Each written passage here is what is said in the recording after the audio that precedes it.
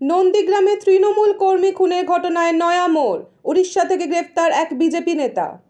নন্দীগ্রামের ৭ নম্বর জালপাই থেকে তৃণমূল কর্মী বিষ্ণুপদ মণ্ডলের খুনের ঘটনায় বিজেপি নেতা চন্দন দাসকে উড়িষ্যা থেকে গ্রেফতার করল নন্দীগ্রাম থানার পুলিশ। এই বিষয়ে রাজ্য বিধানসভার বিরোধী দলনেতা শুভেন্দু অধিকারী বলেন, এখানকার পুলিশ গ্রেফতার করছে না, বাইরের পুলিশ এসে গ্রেফতার করে নিয়ে যাচ্ছে। পুলিশ বিজেপি নেতাদের নামে মিথ্যা মামলা করছে এবং কিছুক্ষণ আগে চন্দন দাস নামে আমাদের এক কর্মীকে উড়িষ্যা থেকে গ্রেফতার করেছে পুলিশ। উড়িষ্যা পুলিশ জানে না আমরা আমাদের অপহরণের মামলা করছি নন্দীগ্রাম থানার দায়িত্বপ্রাপ্ত ডিএসপি তুহিন বিশ্বাসের নামে।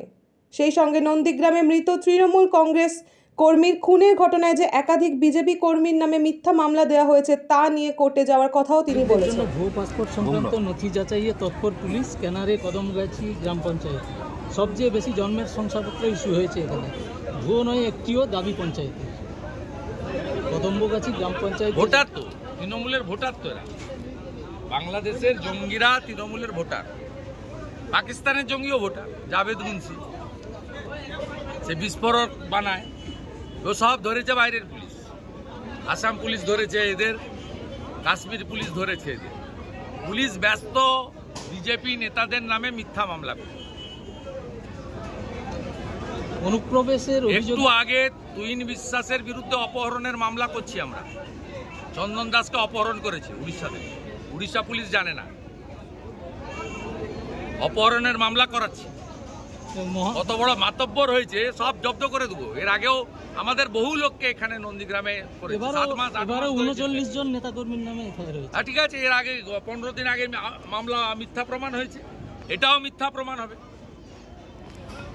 এটাও মিথ্যা প্রমাণ হবে। মমতা ব্যানার্জি এখানে হেরেছেন, ভবিষ্যতে আবার হারবেন। এখান থেকে তো হারিয়েছি, যেখানে দাঁড়াবে সেখানে গিয়ে হারাবো।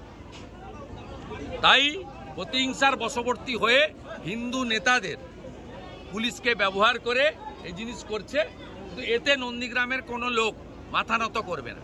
এখন গাছ থেকে পড়ে গেলেও বলছে তৃণমূলের লোক মরে গেছে, বাস থেকে পড়ে গেলেও বলছে, এরপরে বাজ পড়ে মারা গেলেও বলবে তৃণমূলে বিজেপি মেরে দিয়েছে।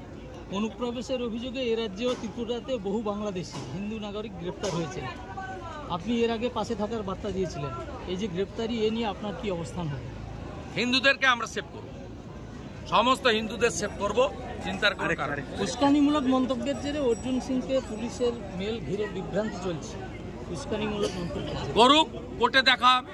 2 তারিখে কোর্ট খুলবে, মমতার পুলিশের সঙ্গে দেখা